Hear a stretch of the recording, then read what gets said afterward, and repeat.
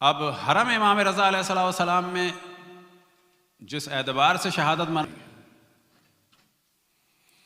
اور پھر یہ بھی ذہن میں رہے کہ اس قسم کی چیزیں جو ہیں یہ ایک تاریخی موضوع ہے، کیونکہ کچھ تاریخیں جو ہیں وہ لکھنے کے اعتبار سے ان میں پرابلم ہوا کی جن سے ایک فرق ہے،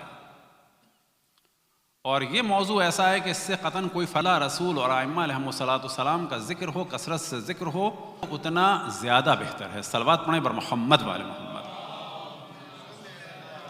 حسین علیہ الصلوۃ والسلام کے بعد جو عزاداری کا سلسلہ شروع ہوا،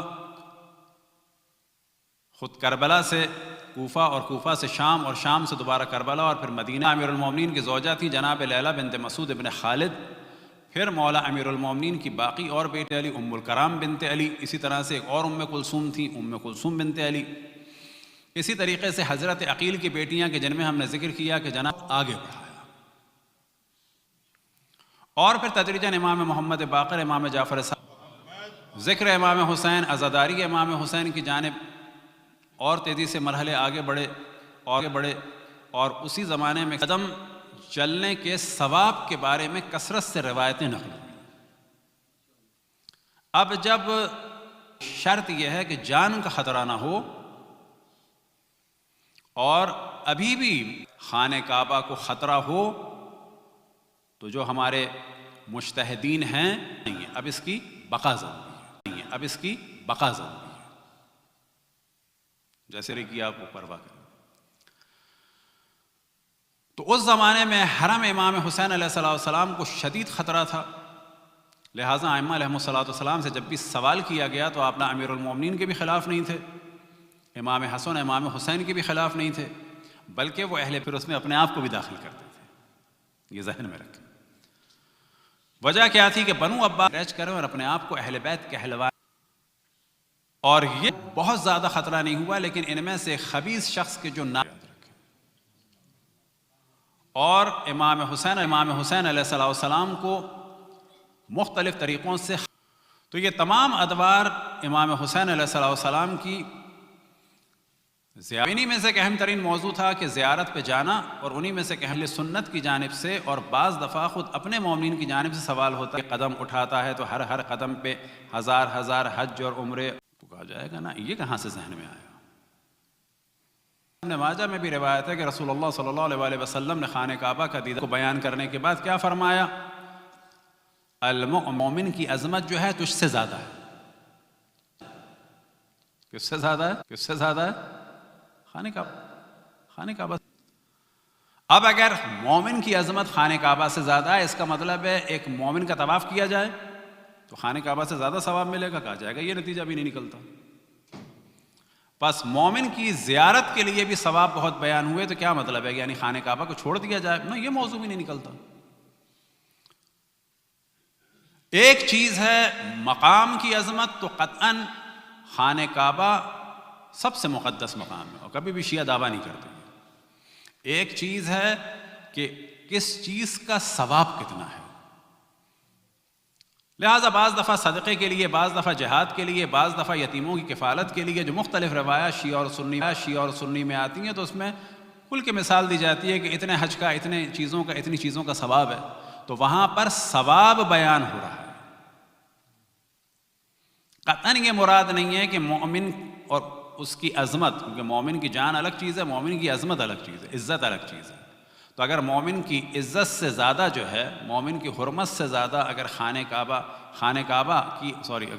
اگر مومن کا احترام خانہ کعبہ سے زیادہ ہے، تو نتیجہ کیا نکالا جائے گا اس کے؟ تو اس کا مطلب ہے کہ خانہ کعبہ سے زیادہ ہے مومن۔ اگر حرمت خانہ کعبہ سے زیادہ ہے تو خود مومن تو اور زیادہ ہو گیا۔ بس یہاں پہ انسان قیاس کرتا چلا جائے، خانہ کعبہ کے پاس بغیر غسل کے نہیں جا سکتے، یعنی غسل واجب کے بغیر نہیں جا سکتے، تو بس کیا حکم ہو گیا کہ مومن کی زیارت کے لیے بھی نہیں جا سکتے؟ ایسا کوئی حکم ہے؟ نا، یہ سب قیاس ہے۔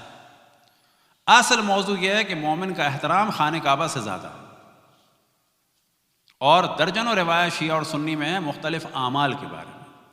بس یہ اعتراض کہ شیعہ حرم امام حسین کو خانہ کعبہ سے زیادہ سمجھتے ہیں، قطعاً یہ مراد نہیں ہے۔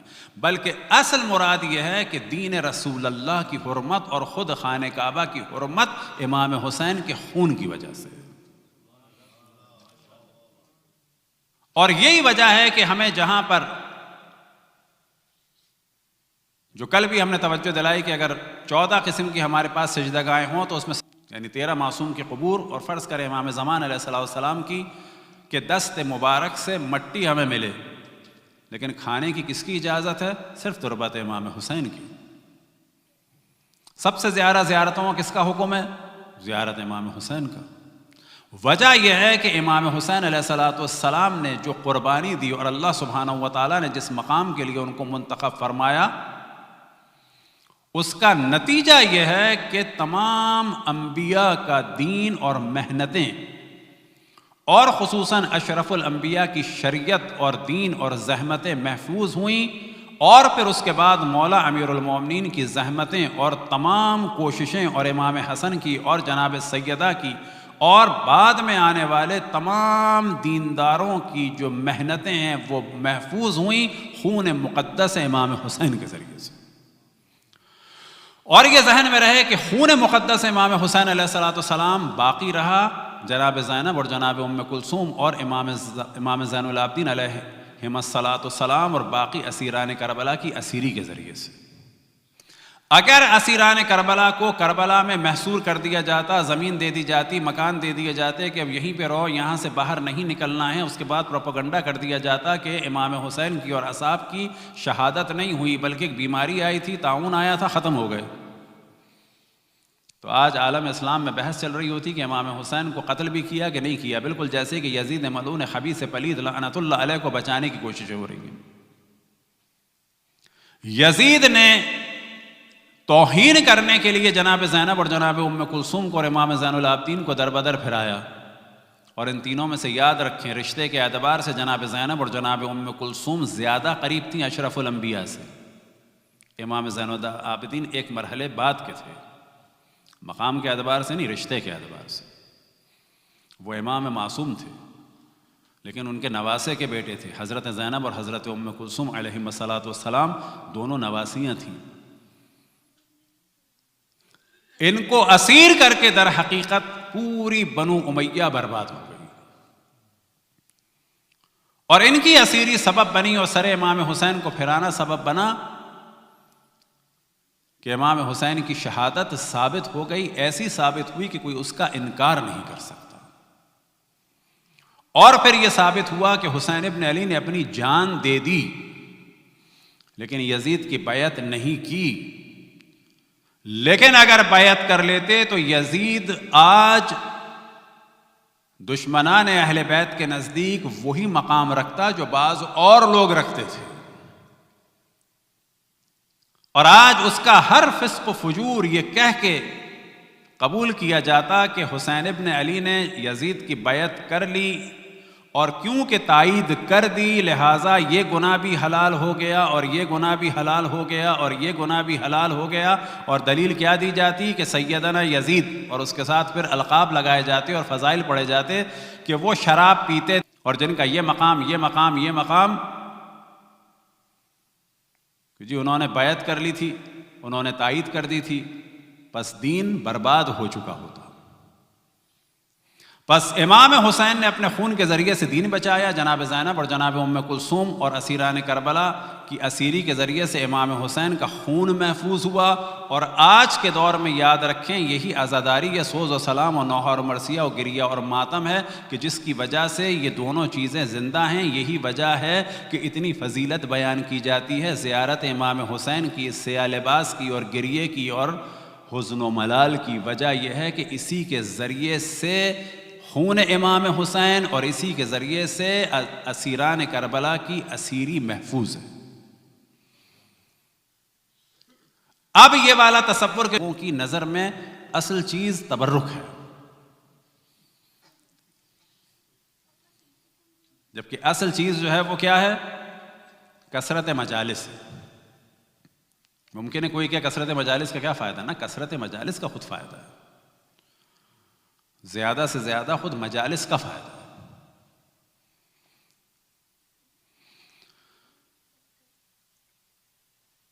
اسماعیل کی، آپ یقین رکھیں کہ اگر یہ قربانی کا سلسلہ نہ ہوتا تو وہ کامیاب ہو جاتے، مسلمانوں پر بھی ان کا اثر ہو جاتا۔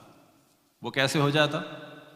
وہ بالکل ویسے ہی ہو جاتا جیسے بہت ساری چیزوں میں کعب الاحبار اور ابو ہریرہ اور تمیم داری کے ذریعے سے اسرائیلیات آئیں اور یہودی نظریات آئے بعض مذاہب اسلامی میں۔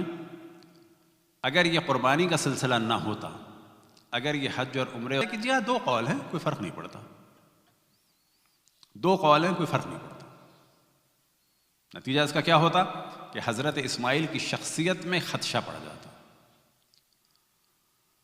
تو اللہ سبحانہ و تعالیٰ کو پسند ہے کہ جو چیزیں اللہ سے منسوب ہیں اور انبیاء سے منسوب ہیں اور اولیاء سے منسوب ہیں، ائمہ سے منسوب ہیں، ان چیزوں کا احترام کیا جائے اور ان کے ذکر کو زیادہ سے زیادہ کیا جائے۔ یہ حرم نہ ہوتا اس طرح سے اور یہ عزاداری کا سلسلہ نہ ہوتا تو ایک وقت آتا کہ جو کوشش آج کی جا رہی ہے اس سے پہلے لوگ کامیاب ہو چکے ہوتے، اور یزید 7ویں خلیفہ کے طور پہ، کہ جس کو کتابوں میں اہل سنت نے اپنا 7واں خلیفہ لکھا ہے، یاد رکھیں، اور ابھی بھی بعض لوگ کوشش کرتے ہیں، میں ایک رکاوٹ ہے، اور یہی وہ چیز ہے کہ اگر ختم ہو جائے یا سست ہو جائے تو نتیجہ کیا ہوگا کہ 30-40 سال میں شہادت امام حسین میں شک ہو جائے گا۔ اسی وجہ سے آیت اللہ العظمیٰ شیخ اللہ کو توڑتا ہے، کسی طرح سے بھی اگر کوئی نقصان پہنچاتا ہے تو وہ یہ جو پیادہ روی ہے، یہ جو پیدل چلنا ہے، یہ اس زمانے کے حاکموں کے لیے ایک تدریجاً مشکل بنتی گئی تھی، اور اس مشکل میں عام طور پہ کبھی گراف اوپر جاتا تھا، کبھی گراف نیچے آتا تھا، یہ اوپر نیچے ہوتا رہتا تھا، یاد رکھیں۔ اب یہ بنو امیہ کے بعد، اب جو بہت ڈیلیکیٹ پوائنٹ ہے، کیا بعض دفعہ لوگ زبان کو پکڑ لیتے ہیں دشمن، ہاں آفیشلی اعتبار سے، حکومت کے آرڈر کے اعتبار سے، اور بہت بڑے 59 میں اور بعض جگہ 357 میں بھی کہا جاتا ہے اور بویہ بھی کہا جاتا ہے، اور اسی نام کی وجہ سے وہابی شیعوں کو ایک نام دیتے ہیں۔ کیوں کہتے ہیں؟ کیونکہ صفوی بادشاہوں نے شیعت کی تبلیغ کی، لیکن ہم ان بادشاہوں کے گناہ کی بات کی، اور یہ حکومت چلی تھی ایران کے شمال سے، تبرستان سے، 357 میں، اس سے پہلے ہی، اور اس کے بعد حکم دیا تھا 357 عزاداری کے لیے باہر نکلیں، سیاہ لباس ہوں، اصلی اعتبار سے کم کہا جا سکتا ہے کہ، اور یہیں سے کہا جا سکتا ہے ان دونوں بنی کے شیعوں میں ایک جلوس کا کلچر آیا کہ اگر علیہ الصلوۃ والسلام کی شہادت کو اور ان کے خون کو چھپنے نہیں دے دینا ہے، اور یہی چیز سبب بنی کہ آپ دیکھیں کہ جو فتوے دیے بعض مخالف سے، یہ بعض ہمارے غیر شیعوں نے فتوے دیے اس قسم کے، لیکن ان سے پوچھا جائے کہ فسق نہیں ٹوٹتا تمہارا، فقط رسول کے نواسے کے ذکر سے نکاح ٹوٹتا ہے، تو یہاں ہمیں سمجھنا چاہیے۔ عرض کیا کہ اس میں گراف اوپر نیچے ہوتا رہتا تھا، انہوں نے پھر دوبارہ زوال آیا، جو انہوں نے خدمت کی اللہ ان کو جزا دے، اس کے لیے دعا دے رہے ہیں، جس کا بھی جو گناہ ہے منانے اہل بیت سے قطعاً بہتر ہے، اس میں کوئی شک ہی نہیں۔ کس کے انڈر میں تھے؟ عثمانیوں کے انڈر میں تھے۔ اعتراض کرنا چاہیے، کب کرنا چاہیے؟ مقدس نہیں سمجھتے، لیکن ان کے عتیوں پہ ظلم کرنے سے انہوں نے روکا، اور عیت کی بقا اور حرموں کی بقا اور حرموں چڑھا، اور پھر اس کے بعد قاجار کے زمانے میں آگے بڑھا۔ 4 بادشاہوں میں سے ایک شہزادے تھے اور ان کے پاس بہت مال بھی تھا، امام موسیٰ کاظم علیہ السلام کے روضے میں کھلا آدمی بھی تھے اور علم دین بھی پڑھا تھا انہوں نے، یہ ہے ان کا ایک مقتل۔ اور حرم امام موسیٰ کے لیے وہ بغداد منتقل ہو گئے تھے۔ اب گو کہ آج ان کا موضوع نہیں ہے، یعنی امام موسیٰ کاظم علیہ السلام کا، لیکن ایک آپ کی توجہ دلائی جائے کہ انہوں نے ایک عجیب وصیت کی تھی۔ انہوں نے وصیت یہ کی تھی اور لکھ کے رکھ دی تھی، کسی کو نہیں بتایا تھا، اور عجیب و غریب وصیت تھی۔ وہ جانتے ہیں وصیت کیا ہے؟ وہ وصیت یہ تھی، فوجی آئیں گے، بڑے بڑے تاجر آئیں گے، مومنین آئیں گے، علماء آئیں گے، لیکن میری میت کو اٹھا کے بغداد کے پل پہ رکھ دینا، اور کسی بھی ان میں سے کسی کو بھی ہاتھ نہ لگانے دینا، حمالوں کو بلانا، ان سے میری میت اٹھوانا۔ اور جب یہ عمل ہونے والا تھا اور یہ وصیت نامہ کھلا تھا، اسی وقت بغداد کے ایک عالم نے، کہ جن کے اوپر خواب یعنی نیند غالب آ گئی تھی، اور یہ بھی ایک اللہ کی جانب سے حکم کے تحت تھی۔ انہوں نے خواب میں امام موسیٰ کاظم علیہ السلام کو دیکھا کہ فرہاد مرزا کی وصیت پہ عمل نہ ہونے تو یہ مظلومیت صرف میرے لیے تھی۔ یعنی یہ جو مظلومیت ہے کہ جنازے کو لا کر ایک پل پہ رکھ دیا جائے، یہ میرے لیے ہے خالی۔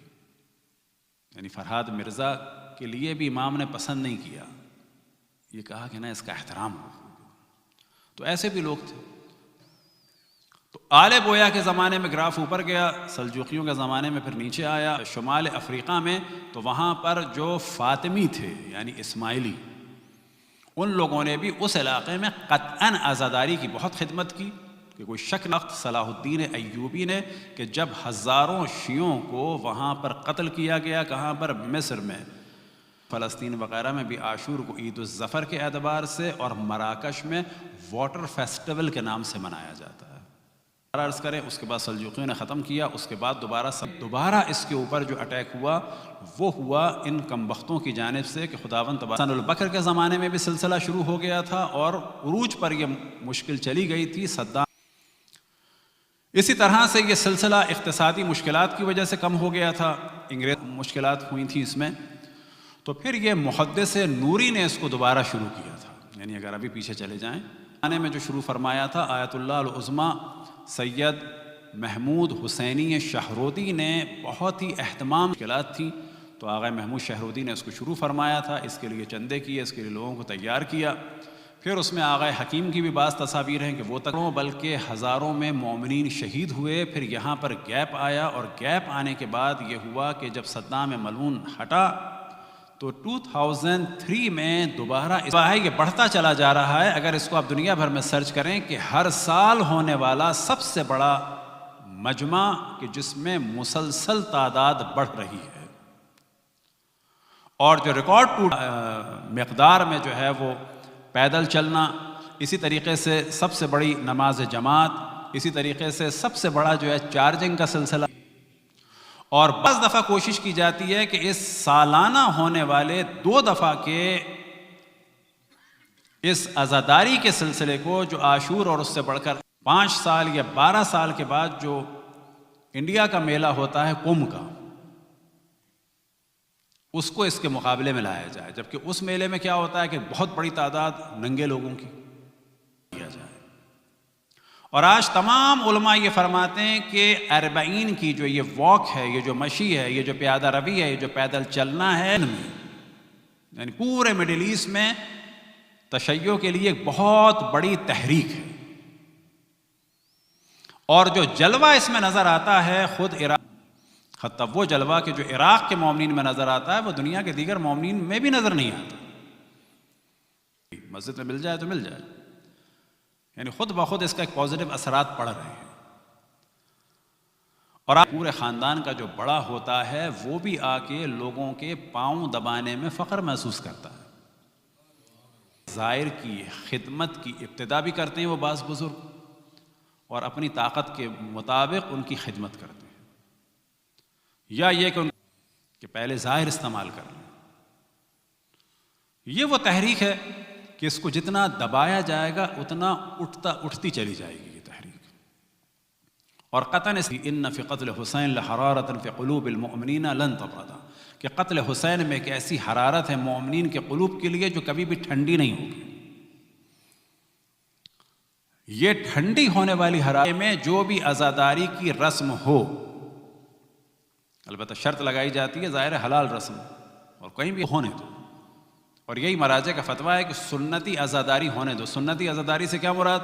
جہاں کا جو ٹریڈیشن ہے اس کے مطابق آپ کام کو ہونے دیں، آپ کو نہیں کرنا ہے اپنا کریں، کا مذاق نہ بنائیں، وہ امام حسین کے لیے ہوئی ہے۔ اگر کوئی زمین پہ سو رہا ہے، آپ کسی قسم کے کھانے نہیں کھا رہا، مثال کے طور پر یوپی میں مچھلی نہیں کھا رہا، آپ کو کھانی ہے کھائیں، ان کا مذاق نہ بنائیں۔ وجہ کیا ہے کہ خود روایتوں سے اس کی تائید ہے کہ ترک لذات اور حزن و ملال کی کیفیت کو امام حسین کے لیے زیادہ سے زیادہ کیا جائے۔ بس اگر کوئی کسی لذت کو چھوڑ رہا ہے تو اس کو اللہ کی جانب ہم اس کو ڈسٹرب نہ کریں۔ صلوات پڑھیں پر محمد والے محمد۔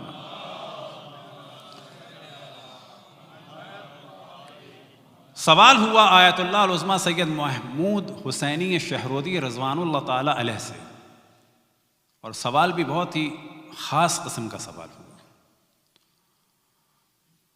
اور سوال یہ ہوا کہ اگر کوئی مسجد سہلہ میں امام زمان علیہ السلام سے ملاقات کے لیے 40 دن کا عمل کر رہا ہے،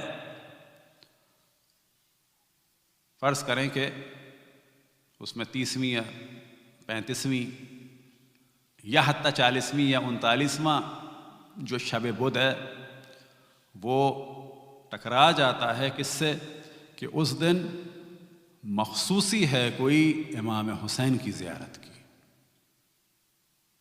یہ ان کے شاگردوں نے سوال کیا. تو اب ہم مسجد سہلہ چلے جائیں، زیارت امام حسین کی تاکید والی رات ہے، یا وہاں چلے جائیں کیونکہ وہاں جائیں گے تو یہ چھوٹ جائے گی.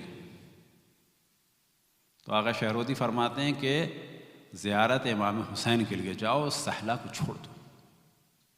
اب یہ ذہن میں رہے کہ بات بہت بڑی ہے، یعنی امام زمان علیہ السلام سے ملاقات کی خواہش میں اتنے دن یہ کیا، اس کو چھوڑ دیں. تو پہلی چیز تو یہ کہ امام زمان علیہ السلام کو خود پتہ ہے کہ یہ میرا عاشق ہے، لیکن اس نے میری ملاقات پر بھی فوقیت دی ہے زیارت امام حسین کو. تو پہلی چیز تو یہ. تو امام زمان قطعاً ایسا نہیں ہے کہ اس کی جانب لطف و کرم کی نگاہ نہیں کریں گے کہ اس نے ایک جمعرات چھوڑ دی، بلکہ اور زیادہ توجہ فرمائیں گے. تو بعد میں انہوں نے بتایا کہ ایک بہت ہی نیک آدمی جو نجف کا تھا، دینی اعتبار سے، علمی اعتبار سے، مالی اعتبار سے، اور اس نے اپنا سب کچھ بیچ دیا تھا، اور بیچنے کے بعد وہ آ گیا تھا کربلا.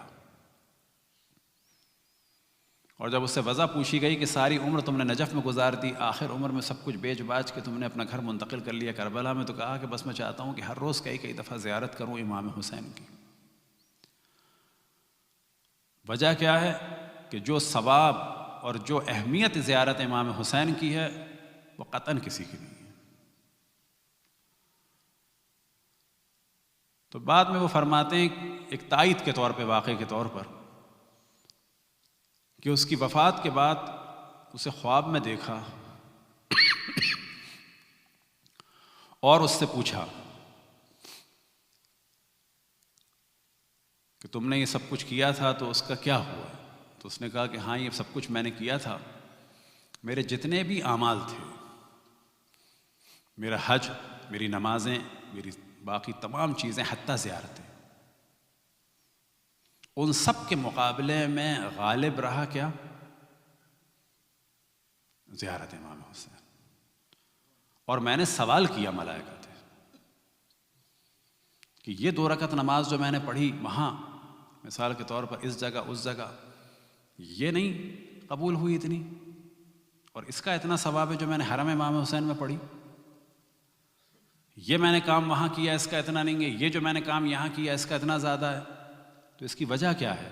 تو ملائکہ نے جواب دیا کہ ہمیں حکم ہوا ہے، ہمیں حکم ہے کہ جتنے بھی اعمال ہیں ان کو شرائط کے ساتھ قبول کرنا ہے، یعنی نیت کا بھی دخل ہے، خلوص کا بھی دخل ہے، اور بہت ساری چیزوں کا دخل ہے، لیکن جو کام امام حسین کے لیے ہو وہ ہر صورت میں قبول کرنا ہے. جو کام امام حسین کے لیے انجام دیا جائے اس کے صرف ظاہر کو دیکھنا ہے کہ اگر یہ امام حسین کے لیے کیا ہے ظاہر میں تو اللہ کی جانب سے حکم ہے کہ اس کو قبول کرو. صلوات پڑھیں بر محمد والے محمد کی.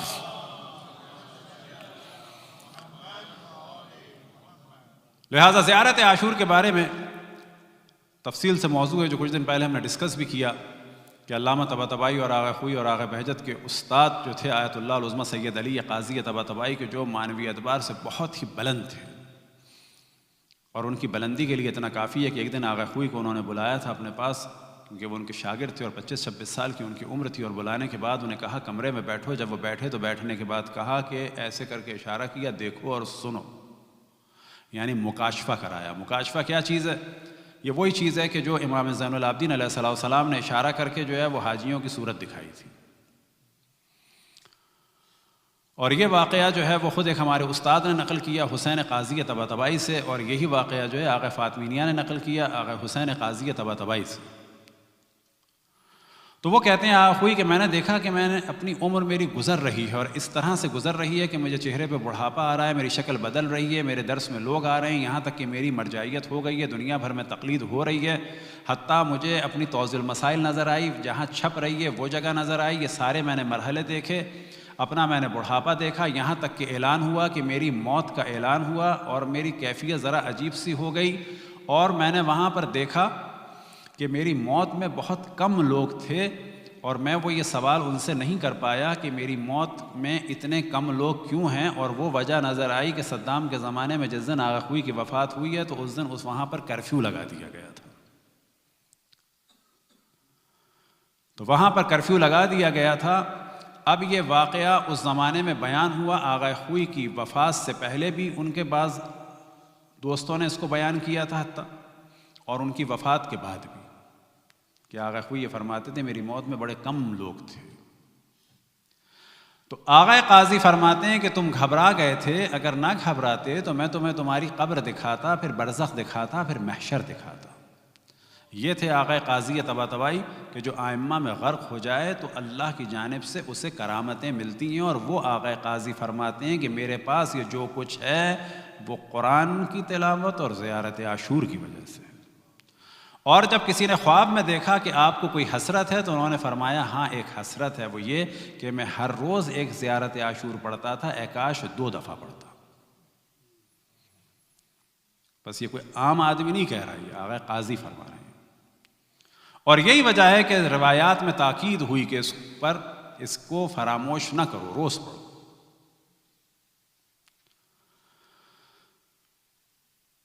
اب یہ وہ چیزیں ہیں کہ بعض دفعہ اس میں انسان شک کرتا ہے، ائمہ کے فضائل میں انسان شک کرتا ہے، ہپنوٹزم پہ یقین ہو جاتا ہے، 1000 قسم کی چیزوں پہ یقین ہو جاتا ہے، لیکن فضائل میں شک کرتا ہے۔ اور یہ جو بعض علماء کی کرامتیں ہیں ان کو جاننا سبب بنتا ہے کہ پتہ چلے کہ اگر یہ ایسے ہیں تو پھر وہ کیسے تھے، کون کیسے ہیں؟ یہ علماء کہ جو امام زمان علیہ السلام کا جب نام لیتے ہیں تو ارشاد فرماتے ہیں کہ ہماری اور تمام عالمین کی روحیں فدا ہو جائیں، کس پر؟ امام زمان پر نہیں، ان کے قدموں پر نہیں، ان کے جوتوں پر نہیں، ان کے قدموں کی خاک پر۔ اگر یہ ایسے ہیں تو پھر وہ کیا ہوں گے؟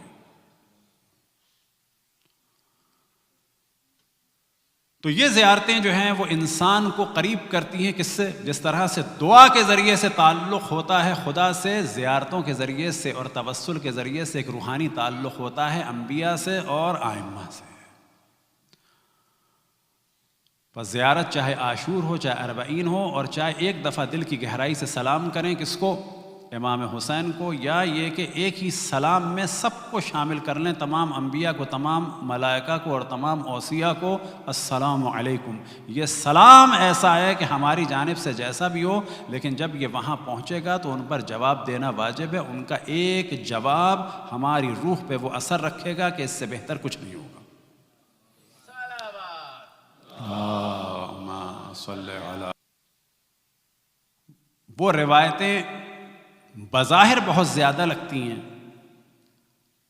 لیکن اگر انسان دقت کرے کہ جس کو اللہ منتخب کرے اور جو اللہ کے لیے اپنے آپ کو قربان کر دیں اور اپنی زندگی کا ایک ایک لمحہ اللہ کے لیے گزاریں، تو ان کے لیے کوئی بھی کرامت کوئی بہت بڑی چیز نہیں ہے، بس یقین یہ ہو کہ جو کچھ ان کے پاس ہے وہ اللہ کی جانب سے، اور ہر شیعہ یہی کہتا ہے کہ جو کچھ انبیاء اور ائمہ کے پاس ہے وہ اللہ کی جانب سے ہے، اور یہ ذہن میں رکھے کہ جو بھی ان سے تعلق برقرار کرتا ہے چاہے وہ جانور بھی کیوں نہ ہو، نتیجہ ضرور ملتا ہے۔ نقص اگر ہے تو وہ ہماری جانب سے ہے، وہ وہاں سے نہیں ہے، یا یہ کہ مصلحت وہاں سے ہے کہ جس کی ذریعے سے اگر دعا قبول نہیں ہوتی تو بعض دفعہ نقص ہے اور بعض دفعہ مصلحت ہے۔ توسل کا بھی یہی ہے کہ بعض دفعہ ہمارا نقص ہے، بعض دفعہ مصلحت ہے۔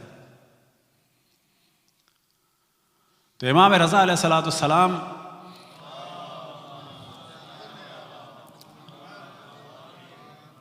کہ زیارت کے لیے جب بھی ہم جاتے تھے ہمارے استاد فرماتے تھے، اور پھر ہم نے یہی روش رکھی کہ جب قم سے نکلو تو پہلے جناب معصومہ کی زیارت کے لیے جاؤ، اور اس کے بعد وہاں زیارت کا پہلی زیارت پھر جناب معصومہ کی جانب سے کرو، اور جب مشہد سے چلو تو امام رضا علیہ السلام سے فرماؤ کہ آپ کی بہن کے پاس جا رہا ہوں، ہماری شفاعت فرمائیں، اور پہلی زیارت پھر امام رضا کی جانب سے کرو۔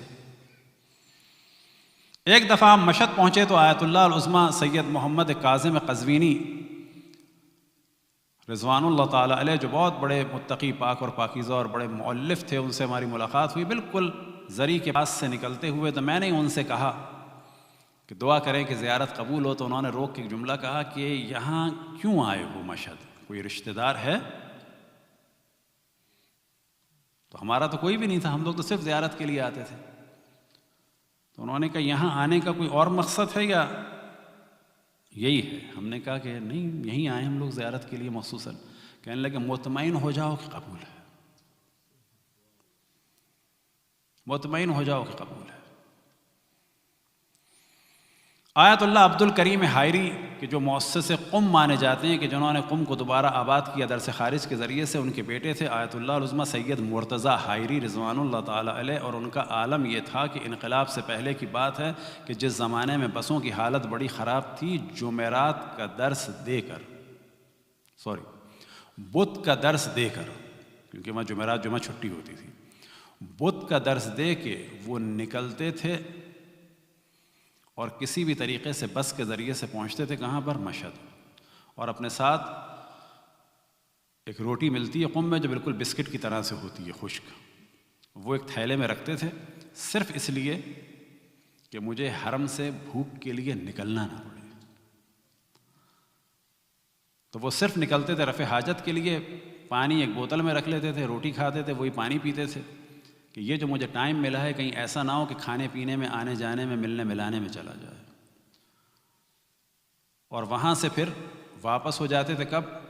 شب جمعہ کرتے ہی واپس ہوتے تھے، اور ہفتے کی صبح سے پہلے قم میں ہوتے تھے، پھر دوبارہ درس کا سلسلہ شروع ہو جاتا تھا۔ ایک دفعہ کسی شاگرد نے دیکھا آیت اللہ العظمیٰ سید مرتضیٰ حائری کو، اور یہ وہ تھے کہ جن کے گھر سے انقلاب سے پہلے جو بیانات دیے جاتے تھے وہ ان کے گھر سے دیے جاتے تھے، کیونکہ وہ کہلاتا تھا بیت الشیخ، شیخ حائری کا گھر۔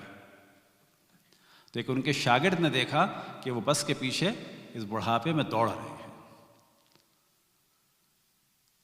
اور جلدی ان کو واپس پہنچنا ہے کہاں پر؟ یا تو مشہد جا رہے تھے یا مشہد سے واپس آ رہے تھے۔ تو جگہ ملی انہیں کہاں پر؟ بالکل پیچھے، جس کو وہاں پر کہا جاتا ہے، اب وہ شاید نہیں ہوتی، اس میں کہتے ہیں بوفا۔ بوفا وہ ہوتا ہے جو بالکل اتنی چوڑی سیٹ ہوتی ہے اور بالکل ایسے بیٹھنا ہوتا ہے۔ اگر ایران کی پرانی بسیں دیکھی ہوں، سب سے پیچھے، کیونکہ وہاں پر بسوں میں جو انجن ہوتا ہے وہ پیچھے ہوتا ہے، تو بالکل ایسے بیٹھنے کا ہوتا ہے۔ وہ انہیں ملی تو وہ اس پہ بیٹھ کے واپس آ رہے تھے۔ آیت اللہ العظمیٰ مرشی نجفی فرماتے ہیں کہ جس رات وفات ہوئی آیت اللہ العظمیٰ عبد الکریم آیت اللہ العظمیٰ مرتضیٰ حائری کی، اسی رات انہیں خواب میں دیکھا کسی نے، اور پوچھا کہ آپ کے کیسے حال ہیں؟ کہا کہ ابھی ابھی امام رضا علیہ السلام آئے تھے اور فرمایا تم نے میں اتنی دفعہ زیارت کے لیے آئے ہو، میں کم سے کم اتنی دفعہ تو ضرور آؤں گا، اور آج پہلی رات ہے، آج پہلی رات ہے۔ انسان تو انسان، جانور بھی وہ ہیں کہ جو ائمہ کی معرفت رکھتے ہیں اگر مصلحت خداوند تبارک و تعالیٰ ہو۔ یعنی بعض دفعہ جانوروں کو بھی اذن چاہیے ہوتا ہے، لیکن وہ معرفت رکھتے ہیں، لیکن ممکن ہے کہ بعض کام وہ کریں نہ کریں۔ شد کی کہ معجزات میں جائیں تو ایک واقعہ اونٹنی کا ہے اور ایک واقعہ جو ہے کتے کا ہے، باقاعدہ فوٹوز موجود ہیں کہ ایک اونٹنی کو نہر کرنے کے لیے لے جا رہے تھے، اور وہ رسی توڑا کے بھاگی، اور بھاگنے کے بعد حرم میں داخل ہوئی۔ حرم میں داخل ہونے کے بعد جہاں پر روضہ جناب حر عاملی کا اس صحن میں داخل ہوئی، اور سامنے جہاں پر ایک گولڈن زری ہے اس کے پاس اگر سامنے جائیں تو ایک جالی لگی ہوئی ہے جسے شفا کی جالی کہا جاتا ہے، اور عام طور پہ لوگ اپنے آپ کو باندھتے ہیں، وہاں پر آئی، جبکہ بہت سارے لوگ پیچھے لگے ہوئے تھے، لیکن زری کے پاس آنے کے بعد اپنی گردن ایسے زمین پہ رکھ کر اطمینان سے بیٹھ گئی۔ اتنے میں ہر جانب سے خدام آ گئے اور کہا کہ اس کی اب ہم سے قیمت لو، اس کو ہم ذبح نہیں ہونے دیں گے، یہاں تک کہ انہوں نے قیمت سلام کے باغات میں اس کی فوٹو اب تک موجود ہے۔ بالکل یہی واقعہ کچھ سال پہلے ہوا کہ کتا جو ہے وہ مختلف جگہ سے ہوتا ہوا آیا، اس کی اب تک تصویر موجود ہے اور وہ رو رہا تھا۔ تو جانور بھی جو ہے جس طرح سے معرفت خداوند تبارک و تعالیٰ رکھتے ہیں، اور وہ ایک صحن تک آ گیا تھا، اس کی اب تک فوٹوز موجود ہیں، باقاعدہ مووی موجود ہے، اور وہ کتنے اطمینان سے تھا کہ انسان کو تعجب ہو کہ رو رہا ہے، ہر جانب سے لوگوں نے گھیرا ہوا ہے، اور اس کو بھی اٹھا کے بھیج دیا تھا۔ تو یہ خود روایتوں میں ہے کہ جانور بھی معرفت رکھتے ہیں، لیکن جب جناب ہدہد کا اور جناب سلیمان کا ذکر ہوتا ہے تو وہاں پر شک نہیں ہوتا۔ جب جناب سلیمان کا ذکر ہوتا ہے اور چیونٹی کا ذکر ہوتا ہے تو وہاں پر شک نہیں ہوتا۔ شک کہاں سے شروع ہوتا ہے کہ جب اللہ کے نبی اشرف الانبیاء اور ان کی آل کے لیے فضائل بیان ہوتے ہیں تو پہلا خدشہ جو شیطان کی جانب سے ہوتا ہے وہ یہ ہوتا ہے کہ یہ یہاں پر غلو ہو گیا اور بڑھا دیا۔ صلوات پڑھیں بر محمد والے محمد۔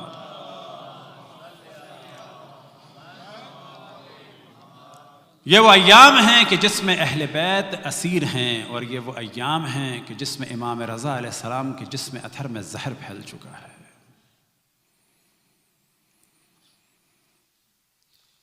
یہ وہ ایام ہیں کہ ایک وقت آیا تو پھر مجھ سے بات نہ کرنا اور سمجھ لینا کہ میں دنیا سے جانے والا ہوں۔ وہ فرماتے ہیں کہ ایک وقت آیا کہ میں نے کیا دیکھا کہ امام تشریف لائے اور میں سمجھ گیا کہ اب امام دنیا سے جانے والے ہیں، دنیا سے جانے کا وقت آ گیا ہے۔ دروازہ بے حکم امام میں نے بند کر دیا، اور اسی دوران میں نے عجب منظر دیکھا کہ میرے صحن خانہ میں ایک چھوٹا سا بچہ 7-8 سال کا گھر میں اچانک نمودار ہوا۔ میں نے سوال کیا کہ آپ کون ہیں؟ تو انہوں نے اپنا تعارف کرایا کہ میں فرزند ہوں امام رضا کا، یعنی امام محمد تقی علیہ السلام۔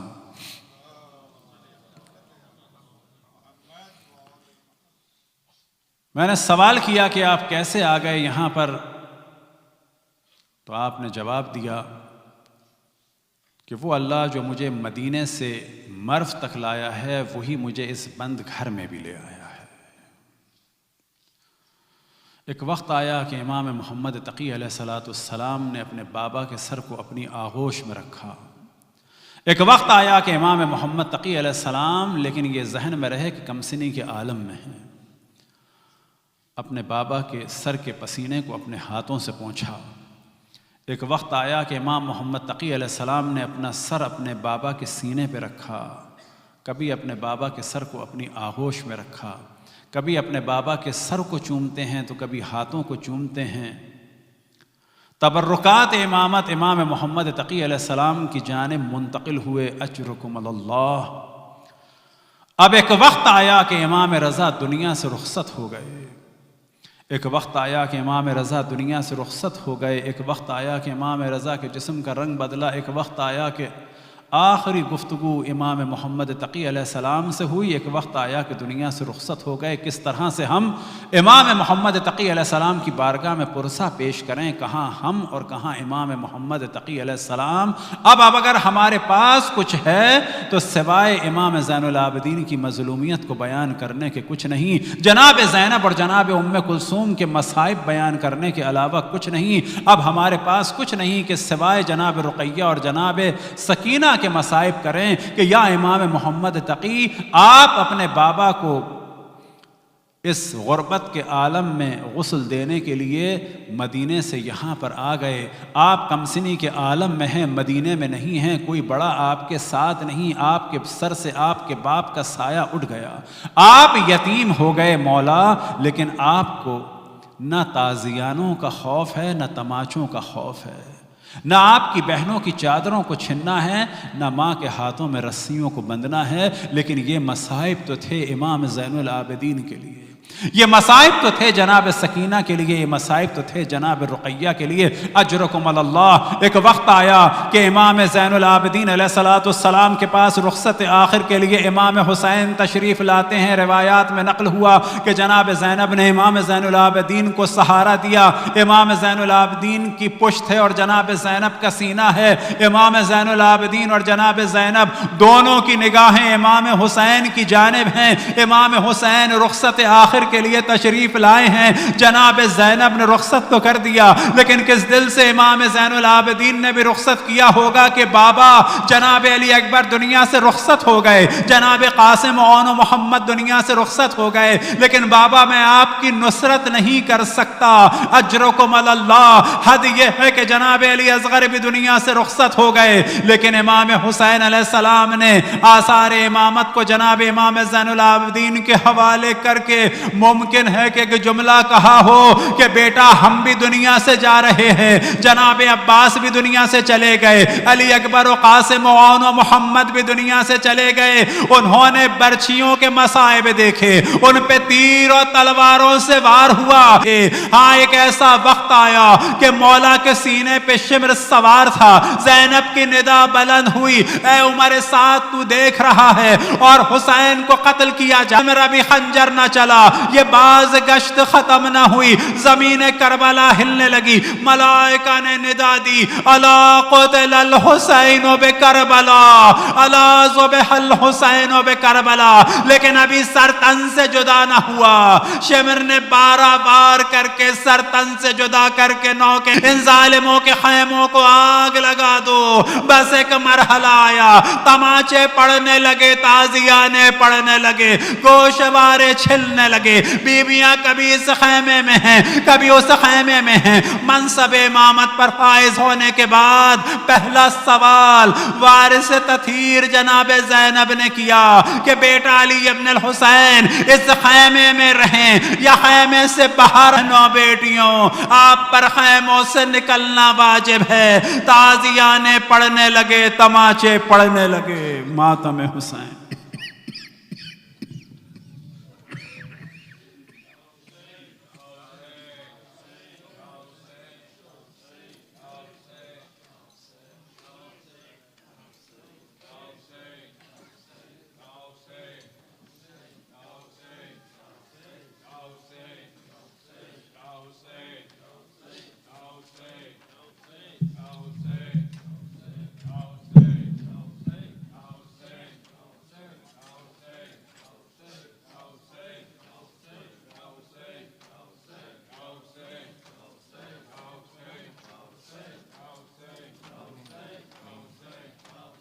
مظلوم بے وطن یہ میرا مولا رضا ہے.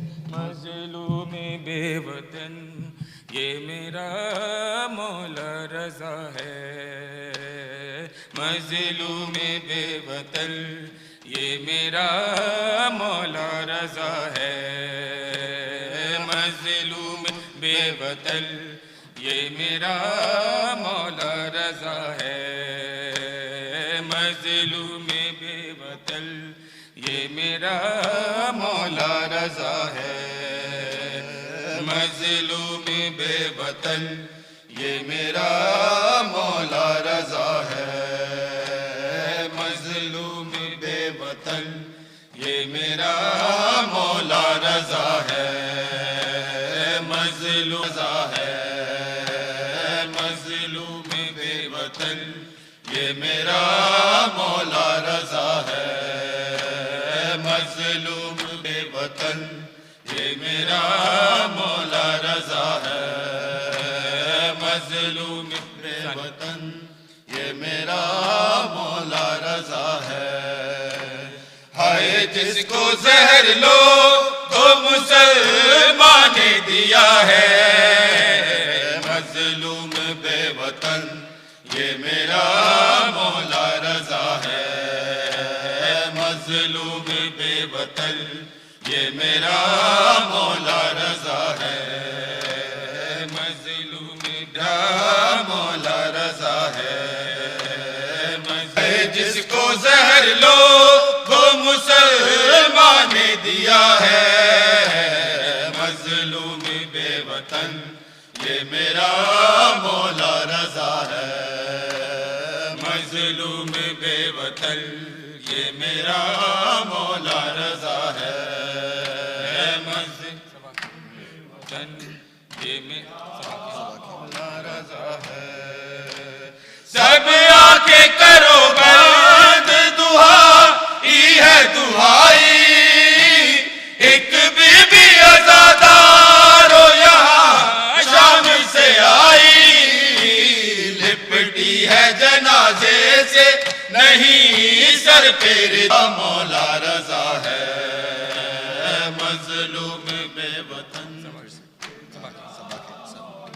یہاں شام سے آئی لپٹی ہے جنازے سے نہیں سر پہ یہ میرا مولا رضا ہے مظلوم بے وطن یہ میرا مولا رضا ہے مظلوم بے وطن یہ میرا مولا رضا ہے آئے ہیں جنازے پہ نبی شاہ امم بھی کلثوم رقیہ بھی ہے معصومہ کنبی وہ بی بی ہے کربل میں جلی جس کی ابا ہے مظلوم بے وطن یہ میرا مولا رضا ہے مظلوم بے وطن یہ میرا مولا رضا ہے مظلوم بے وطن یہ میرا مولا رضا ہے ہائے جس کو زہر لو تو مسلمان دیا میرا مولا رضا ہے مظلوم بے وطن مولا رضا ہے مظلوم بے وطن یہ میرا مولا رضا ہے آئے ہیں جنازے پہ نبی شاہ امم بھی کلثوم رقیہ بھی ہے معصومہ کنبی وہ بی بی ہے کربل میں جلی جس وطن یہ میرا مولا رضا ہے مظلوم بے وطن یہ میرا مولا رضا ہے مظلوم بے وطن مظلوم بے وطن یہ میرا مولا رضا ہے روتے ہیں فرشتے بھی زمین اور زماں بھی ہے لو قلم عرش بری کون و مکان بھی خیر النساء قلعہ لیکن ماتم کی صدا ہے مظلوم بے وطن یہ میرا مولا رضا ہے مظلوم بے وطن یہ میرا مولا رضا ہے روتے ہیں فرشتے بھی زمین اور زماں بھی ہے لو قلم عرش بری کون و مکان بھی خیر النساء قلعہ لیکن ماتم کی صدا ہے مظلوم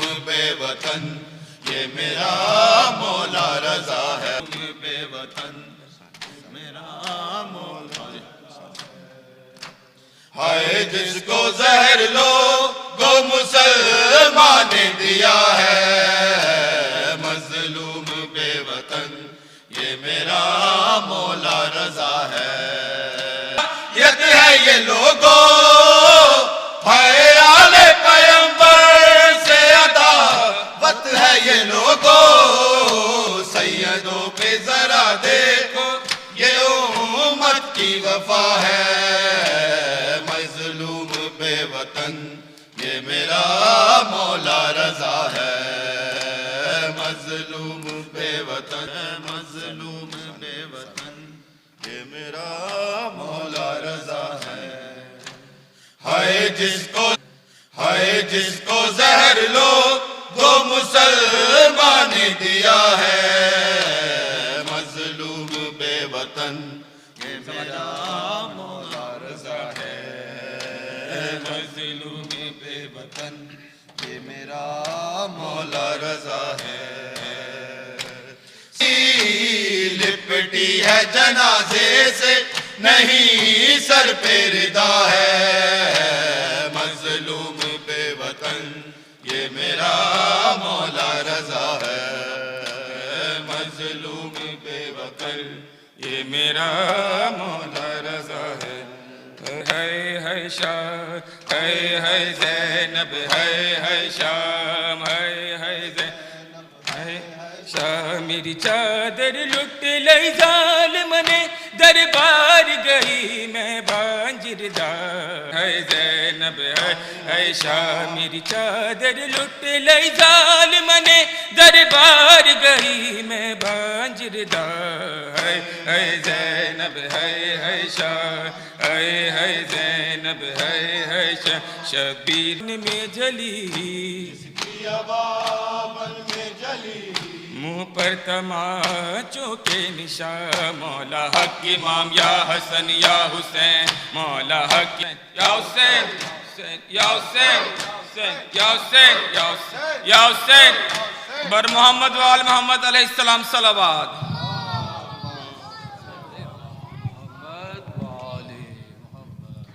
السلام عليك يا أبا عبد الله وعلى الأرواح التي حلت بفنائك، عليك مني سلام الله أبدا ما بقيت وبقي الليل والنهار، ولا جعله الله آخر العهد مني لزيارتكم.